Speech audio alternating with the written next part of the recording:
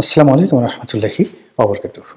সম্মানিত দর্শক, আপনারা সবাই জানেন বহুল প্রতীক্ষিত আলোচিত ত্রয়োদশ জাতীয় সংসদ নির্বাচনের তফসিল ঘোষণা করা হয়েছে। এখনকার যে তফসিল সে অনুযায়ী নির্বাচনের যে রোডম্যাপ, সেক্ষেত্রে 2025 সনের ডিসেম্বর মাসের 29 তারিখে সেই নির্বাচনে যারা মনোনয়নপত্র দাখিল করবেন সেই দাখিল করার শেষ সময়। এরপর মনোনয়ন যাচাই বাছাই, তারপর মনোনয়ন প্রত্যাহার, এটার একটা সময়সীমা দেওয়া আছে। তারপর মনোনয়ন প্রত্যাহার পর প্রতীক বরাদ্দ, এবং প্রতীক বরাদ্দের পরে নির্বাচনের প্রচারণা শুরু হবে। আর নির্বাচন প্রচারণা করতে করতে নির্বাচনের ঠিক 2 দিন আগে সকল প্রচারণা বন্ধ হয়ে যাবে। তারপর ভোট হবে, এবং সেই ভোট কত তারিখ হবে সেটা ঘোষণা করা আছে এইটার তফসিলে। আজকের দিন পর্যন্ত খবর, মানে আমি এই ভিডিওটি করছি 24 তারিখ রাত। 24 তারিখ রাতের খবর হলো যে নির্বাচনের তফসিল পেছানো বা বহাল রাখা নিয়ে নির্বাচন কমিশন কোনো কথা বলছে না। পুরো নির্বাচন কমিশনের মধ্যে এক ধরনের সম্মোহন কাজ করছে, এক ধরনের আতঙ্ক কাজ করছে, এক ধরনের ভয় কাজ করছে, দ্বিধা সংকোচ কাজ করছে। এর কারণ হলো বাংলাদেশের রাজপুরুষ জনাব তারেক রহমান সাহেব 27 তারিখ নির্বাচন কমিশন অফিসে যাবেন। সেদিন তিনি ভোটার হবেন। তারপর সেই দিন তিনি মনোনয়নপত্র দাখিল করবেন, ইত্যাদি আরো অনেক কিছু। এখন এটা নিয়ে নির্বাচন কমিশনের একটা টেনশন হলো অতীতে যে নির্বাচনগুলো হয়েছে, 3টি নির্বাচন 14, 18 এবং 24, এই নির্বাচনের সঙ্গে যারা সংশ্লিষ্ট ছিলেন, ডিসি, এসপি, নির্বাচন কমিশনার, প্রধান নির্বাচন কমিশনার, সকলের কপাল পুড়েছে, বিশ্রী রকম পরিবেশ পরিস্থিতির মধ্যে পড়েছে। যার ফলে কি হলো, এখনকার যে ইলেকশন কমিশনে যারা কর্তা ব্যক্তি রয়েছেন তাদের নিজের অজান্তে তাদের মধ্যে এক ধরনের সাইকোলজিক্যাল প্রেশার, মনস্তাত্ত্বিক চাপ তারা অনুভব করবেন। এই জন্য করবেন বর্তমান যে আইন বা কানুন, সেই কানুনের অনুযায়ী নির্বাচনের যে তফসিল, সেই তফসিল ঘোষণার পরে আর ভোটার হওয়ার কোনো সুযোগ নেই। তো সেক্ষেত্রে যদি এই তফসিল বহাল থাকে, তাহলে 27 তারিখে কিভাবে জনাব তারেক রহমান সাহেব ভোটার হবেন? This is one. যদি 27 তারিখে উনি ভোটার হন, তাহলে দুটো প্রশ্ন। এটা নির্বাচন কমিশন কেন করলো? এই মুহূর্তে এটা নিয়ে হয়তো কথাবার্তা হবে না, কিন্তু আগামীতে যখন আবার গণেশ উল্টে যাবে, ঠিক সেই সময়টাতে এদের অবস্থা নুরুল হুদা বা হাবিবুল আওয়াল, সাবেক সিইসি, এদের মতো যে হবে না, কথা বলা যাচ্ছে না। ফলে এটা নিয়ে তারা একটা মনস্তাত্ত্বিক সমস্যার মধ্যে আছে। 2 নম্বর হলো যে নির্বাচনের যে তফসিল, সেই তফসিলটা যদি আবার পিছিয়ে দেওয়া হয় 7 দিন, 10 দিন, 15 দিন, তারপর যদি তারেক রহমান সাহেবকে ভোটার করা হয়, তখন বিরোধী দল জামাত থেকে শুরু করে অন্যান্য রাজনৈতিক দল 10 মুখে বলবে, হায় হায়, ইজ্জত গেল, জাত গেল, কি দরকার আর নির্বাচন? তারেক রহমান সাহেবের জন্য একটা শিডিউল পিছানো হলো, আমরা তো কেউ বলিনি। তারেক রহমান সাহেবের জন্যই এত কিছু করা হলো, তো দরকার কি নির্বাচন? আপনারা একটা একতরফা নির্বাচনের একটা ফলাফল তৈরি করেন, আমাদের কাছে পাঠিয়ে দেন, আমরা সেটা স্বাক্ষর করে দিয়ে বা নো অবজেকশন দিয়ে আপনারা ঘোষণা করে বিএনপিকে 300 আসনে জয়লাভ করিয়ে তারপর তারেক রহমান সাহেবকে বঙ্গভবনে পাঠিয়ে দেন প্রধানমন্ত্রী হিসেবে শপথ গ্রহণ করানোর জন্য। অসুবিধা কি? কোনো অসুবিধা নাই তো।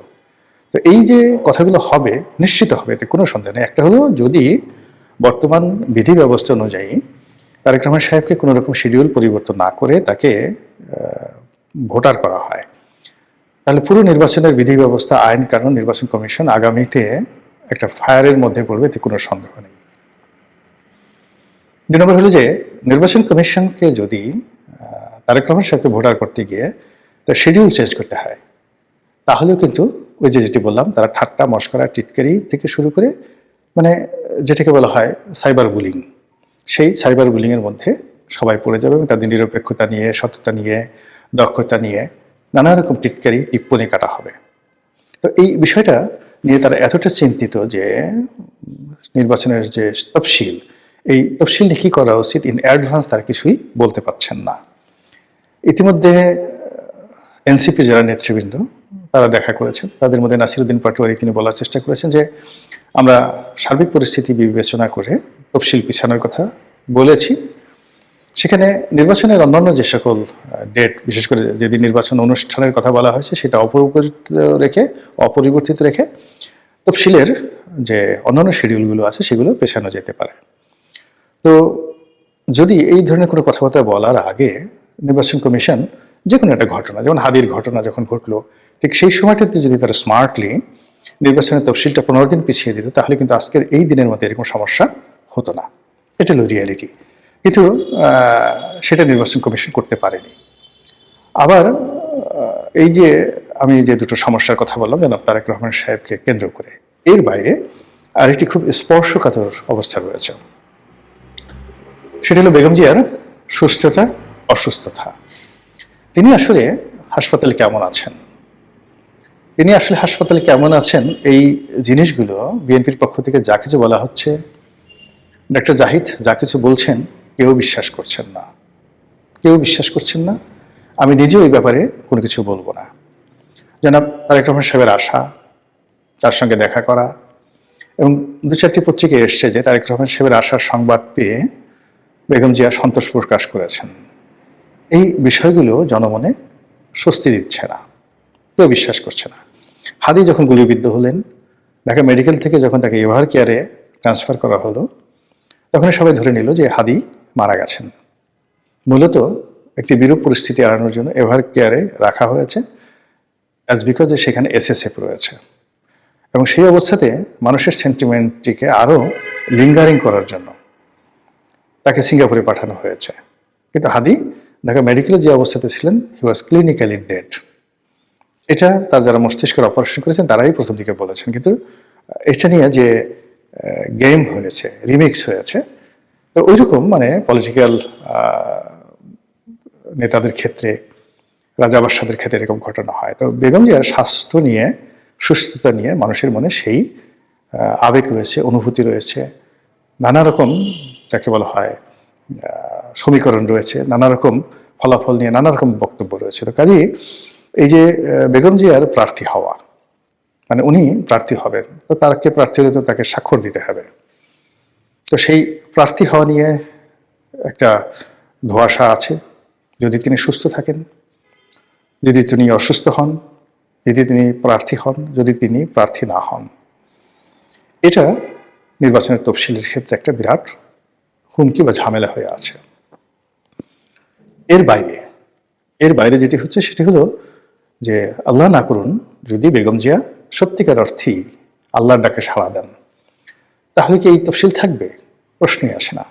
এই তফসিল পিছিয়ে যাবে, এবং সেক্ষেত্রে শুধু তফসিল পেছাবে না, নির্বাচনটা পিছিয়ে যাবে।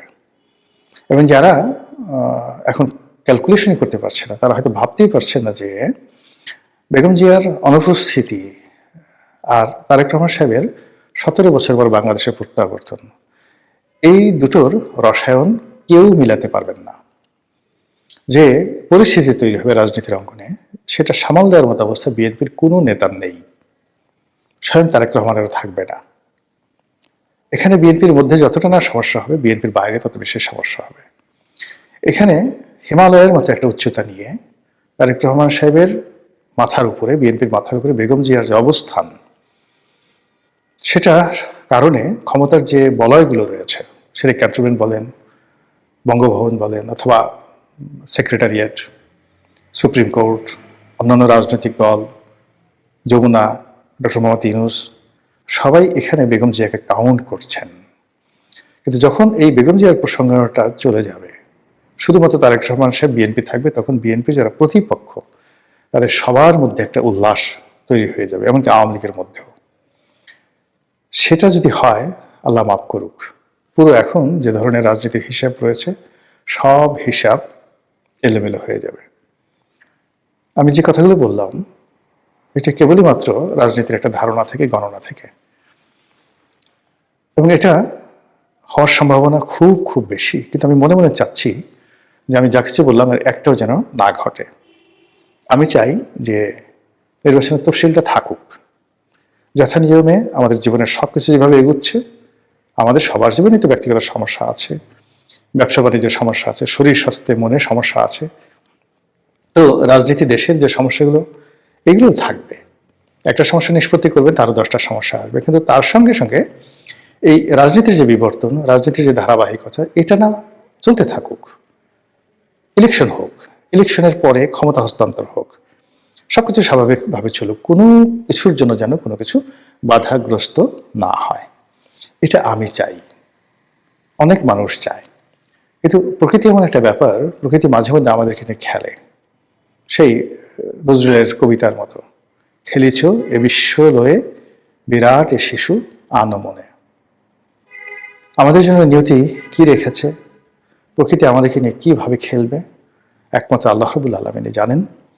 তবে একজন বাঙালি হিসেবে, এদেশের একজন আমজনতা হিসেবে অন্তঃস্থল থেকে চাইব আমাদের দেশটি ভালো থাকুক, দেশের সকল মানুষ ভালো থাকুক, এমনকি দেশের পশু পাখি কীটপতঙ্গ, পাহাড় সমুদ্র নদী থেকে শুরু করে বালুকা বেলা সবাই ভালো থাকুক।